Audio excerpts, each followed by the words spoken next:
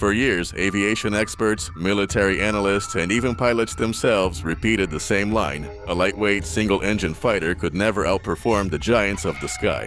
The idea that a relatively small Swedish aircraft could challenge or even embarrass the world's most advanced jets sounded like pure fantasy. Yet the moment the Gripen entered real exercises, everything changed. People who once doubted it couldn't explain how this aircraft, designed by a small nation with a limited defense budget, consistently achieved results that looked impossible on paper. The story begins with a brutal reality. Sweden needed a jet capable of fighting against the world's strongest air forces, but it had neither the budget nor the luxury to build a massive, twin-engine machine like the F-15 or Eurofighter. The challenge seemed impossible. How do you build a jet that competes with superpowers without spending superpower money? Saab's answer was shocking. Design a fighter that wins not by being bigger, but by being smarter. The first thing pilots noticed was Gripen's insane agility. In dogfights, where every millisecond matters, the jet reacted like it was reading the pilot's mind. What shocked observers most was how easily Gripen could outturn aircraft that were heavier, faster on paper, and much more expensive.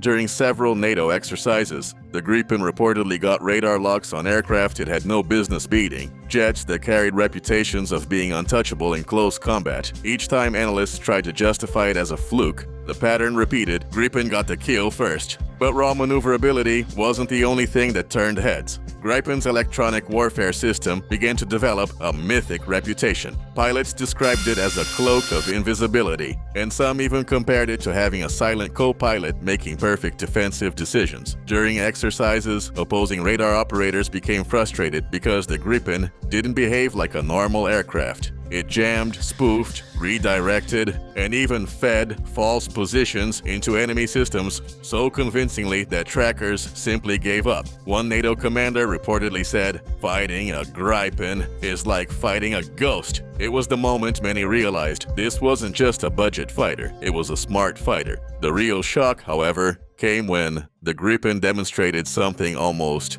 no one believed possible for a modern fourth-generation jet: the ability to operate from frozen highways in the middle of nowhere. While most advanced fighters require large, expensive air bases, the Gripen could land on short, narrow stretches of road, refuel, rearm, and take off again in minutes. A full service team? Not needed. A handful of technicians and a simple support truck were enough. Military strategists were stunned because this capability meant the Gripen could survive the first strike of a major war, while other jets would be stuck on destroyed runways. Even its price-to-performance ratio defied expectations. Countries realized they could buy multiple Gripens for the cost of a single Eurofighter or F-35 and still get a jet capable of running modern warfare missions. What was once dismissed as too cheap to be good turned out to be its greatest strategic strength. Smaller air forces suddenly had access to world-class capability without bankrupting themselves, and that changed the entire game. Yet despite all these achievements,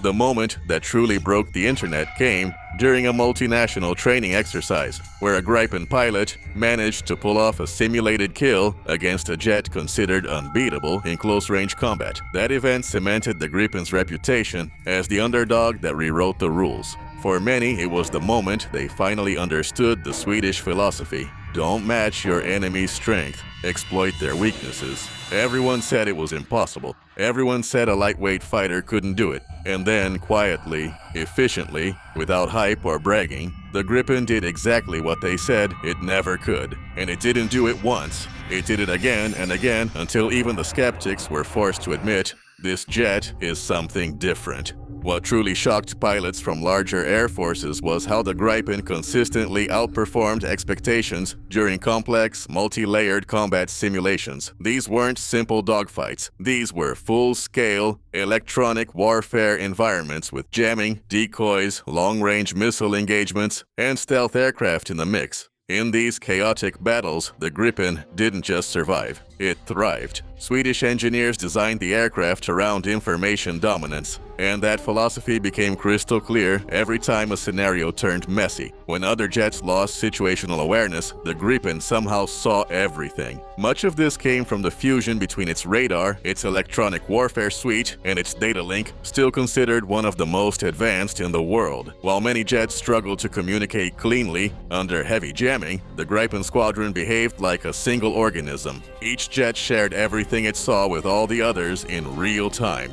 If one Gripen detected a threat, every Gripen detected it instantly. This made them incredibly difficult to ambush. Enemy pilots sometimes complained that taking on one Gripen felt like taking on 5. The secret behind this teamwork was Sweden's doctrine. No jet fights alone. Gripens were designed to hunt in packs, overwhelming the enemy with coordination rather than brute force. In exercises against more powerful aircraft, Gripens used wolf-pack tactics, one jet baiting an opponent into a trap while 2 others positioned themselves for a kill. Bigger, heavier jets couldn't match the fluidity of this maneuvering. Even when they had superior thrust, they lacked the flexibility to counter a formation that moved like water. Another moment that stunned observers came during cold weather trials. While many fighters struggle in extreme frost, the Gripen behaved like it was made for the Arctic, which of course it was. Snowstorms, icy runways, freezing crosswinds, none of it slowed the aircraft. It could start, taxi, and take off even in harsh conditions where far more expensive jets stayed grounded. Engineers had built it with Sweden's rough climate in mind, and that resilience became one of its strongest weapons. A fighter that flies while others sit on the ground is worth its weight in gold. But Gripen's most underestimated trait was its modularity. Instead of completely rebuilding the jet for upgrades, Saab created a design where entire mission systems could be swapped like Lego blocks. Need new radar? It snaps in. Need updated electronic warfare software? Upload it in hours, not months. Need a custom weapons package? The Gripen's open architecture software supports integrations that other jets can only dream of. This is why export customers love it. They aren't locked into one country's weapons, one supplier, or one upgrade path. They can tailor the Gripen to their own needs, often at a fraction of the price. Then there was the famous road-based turnaround, a capability that seemed almost magical to foreign observers. Gripen lands on a straight piece of road, brakes hard, spins around, and within 10 minutes, a team of 5 technicians refuels, reloads, and sends it back into the air. In a real war, where runways become the first targets, this ability could determine which air force survives the opening attack. Countries watching these demonstrations realized something profound. The Gripen wasn't built to win on paper. It was built to win when everything goes wrong. The aircraft's safety record further cemented its reputation. Despite its incredible agility and tight performance margins, the Gripen remained remarkably safe throughout its operational life. Swedish pilots credited this to its flight control system, which constantly assisted the pilot without ever feeling intrusive. Even during aggressive maneuvers, the jet maintained smooth handling, reducing pilot workload while increasing combat efficiency. As more exercises were conducted, one pattern became impossible to ignore. Gripen pilots consistently punched above their weight. They performed kills against jets they were never supposed to beat. They slipped through dense air defense networks without being detected. They executed precision strikes with surgical accuracy, using weapons from multiple nations. Each achievement added to the aircraft's growing legend as the underdog that refused to follow the rules. The world slowly realized that the Gripen's strength came not from dominating one category, but from excelling in every category that truly mattered in modern warfare. Awareness, survivability, flexibility, teamwork, and resilience. It wasn't the loudest or the fastest jet, it was the smartest. And that made all the difference. What most people don't realize is that the Gripen's rise wasn't just a technological achievement, it was a strategic revolution. Countries that could never dream of operating advanced fighter jets suddenly had a real option. They didn't need massive infrastructure, deep pockets, or decades of aerospace experience. They needed a jet that worked with them instead of demanding endless resources. That was the Gripen's superpower, and it quietly disrupted the global fighter market in ways no one anticipated. Before Gripen, military planners believed that a country's air power was defined by its budget. Wealthy nations operated top-tier fighters. Everyone else settled for outdated aircraft. But Gripen proved that a smartly engineered jet could erase that gap.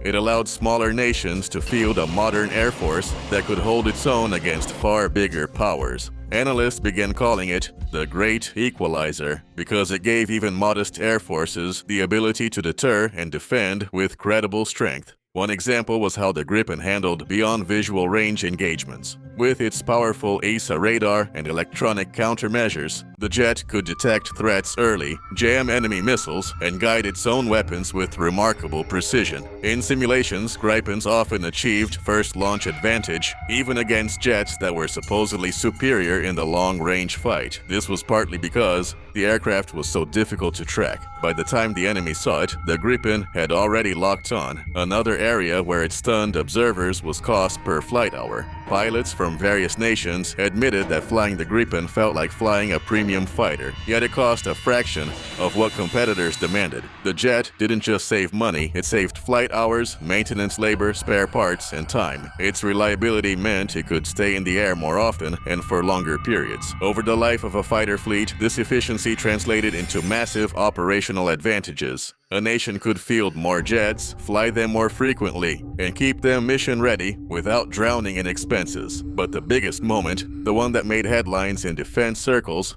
happened during a classified multinational exercise where Gripen pilots used their data link and electronic warfare systems to create a scenario that stunned commanders. A Gripen group fed false data into the enemy's radar network while simultaneously masking their true positions. The opposing force saw phantom aircraft appearing and disappearing across their screens. Confused and overwhelmed, they reacted to threats that didn't exist, while the real Gripens slipped through undetected and simulated a successful strike on their main base. This incident, though never fully detailed publicly, circulated widely among military insiders and became a legend. It highlighted something terrifyingly effective. The Gripen didn't have to outfight you if it could outsmart you first. Modern warfare is no longer about brute strength. It's about information. Who sees first, who understands first, who acts first. And in that domain, the Gripen consistently behaved like it was one step ahead. Its ability to integrate foreign weapons also began to attract attention. While many fighter jets locked their buyers into exclusive weapons ecosystems,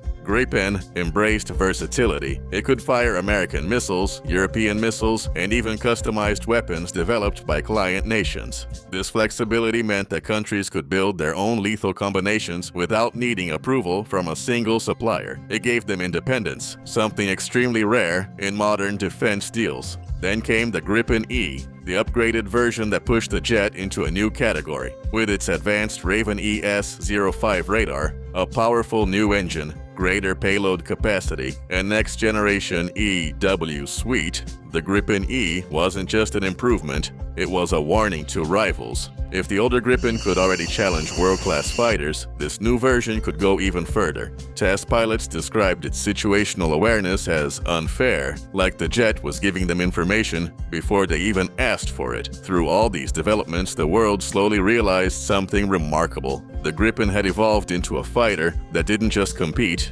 it redefined the expectations of what a modern multi-role aircraft should be. Every exercise, every test, every real-world deployment added to the growing understanding that this aircraft wasn't simply performing well, it was rewriting the rulebook. And the most surprising part? The Gripen did all of this without drama, without massive budgets, and without needing to prove itself with flashy marketing. It simply showed results that spoke louder than any claim or prediction ever could. As the Gripen's reputation grew, something unexpected began happening within air forces around the world. Pilots who once dreamt only of flying massive twin-engine jets started requesting Gripen slots. They weren't drawn to the aircraft because it was the biggest or the loudest. It was because flying it felt like flying the future. The jet's controls were intuitive, the cockpit layout clean and intelligent, and the aircraft's response time so razor-sharp that pilots described it as thinking at the same speed you do. Every maneuver felt precise, calculated, and supported by an invisible digital brain constantly working behind the scenes. What impressed commanders even more was how easily the Gripen adapted to new missions. One day it performed air superiority roles, the next day deep strike, the next electronic attack, and then reconnaissance, all without needing a massive logistics shift. With just a few modular changes, it transformed into exactly what the mission demanded. This flexibility made it invaluable in real operations, especially for nations that needed one fighter to do the job of many. Then came one of the most astonishing demonstrations ever recorded. A Gripen flew a mission profile that typically required 2 or 3 aircraft in other air forces. Using its advanced sensors, long-range weapons, and EW capabilities, it located and suppressed enemy radar sites, executed a simulated strike, and covered its own exit. Military analysts were stunned. They expected a small fighter to rely heavily on support aircraft. Instead, the Gripen operated like a fully independent combat system. Swedish doctrine played a huge role in this. Rather than designing a fighter for ideal conditions, they built one that excelled in the most difficult environments imaginable. Low visibility, extreme cold, GPS-denied zones, jam-heavy battles, and unpredictable, fast-changing threats. The Gripen didn't just survive these situations, it performed as if it was designed for them from the start. This difference became more obvious when comparing crash statistics, ground time, and mission success rates. While other jets required extensive maintenance cycles and long downtimes, the Gripen spent more of its life in the air. Its maintenance simplicity wasn't an accident. Engineers intentionally chose easily accessible components, simplified internal systems, and designed panels that technicians could open quickly even in the field. The result was a fighter that could be maintained by conscript mechanics with minimal tools and still deliver high-end combat performance. One of the most dramatic stories came from a training exercise where a Gripen pilot, surrounded by multiple opposing fighters, used a series of high-G defensive maneuvers combined with clever EW timing to break missile locks and escape. Observers watching the radar feed were shocked as the Gripen's signature flickered, vanished, reappeared, and then slipped away entirely. The opposing force declared the pilot dead at least twice, only to realize moments later that the aircraft had faked its own destruction on sensors and was still flying. This single incident became a favorite example among instructors, a textbook demonstration of how intelligence, not raw power, defines modern air combat. The Gripen's legacy grew even stronger as countries using it reported consistent success in NATO missions and international exercises. It wasn't just a budget fighter anymore. It was a jet that performed at the level of much more expensive aircraft while offering reliability, independence, and unmatched adaptability. Many defense analysts began arguing that the Gripen represented the future philosophy of air warfare, a shift from brute force air dominance to distributed, networked, and data-driven combat capability. By the time the Gripen E entered the stage, the entire world's perception of the aircraft had changed. The new variant carried more fuel, more weapons, stronger sensors, and a massively upgraded EW suite, making it even more dangerous than before. Test footage showed it executing long-range engagements with chilling accuracy, avoiding missile threats with precision timing, and punching through simulated air defense networks with confidence. If the earlier Gripen challenged expectations, the Gripen E shattered them. And yet, the aircraft's greatest achievement wasn't its speed, its weapons, or its technology. It was its philosophy. The idea that a fighter doesn't need overwhelming size or cost to dominate. That intelligence, adaptability, and teamwork can outperform brute force. That a nation doesn't need $1 trillion defense budget to protect its skies. The Gripen proved that strategic thinking, clever engineering, and disciplined design could create a jet that consistently performed the impossible. Everyone said it couldn't be done. Everyone said a lightweight fighter would never change the balance of air combat. But the Gripen didn't listen. It simply did what it was built to do, rewrite the rules, one mission at a time. And now, as more nations look toward a future defined by smart warfare, the world is finally realizing what Sweden knew all along. The impossible was never impossible. It just needed the right aircraft to prove it.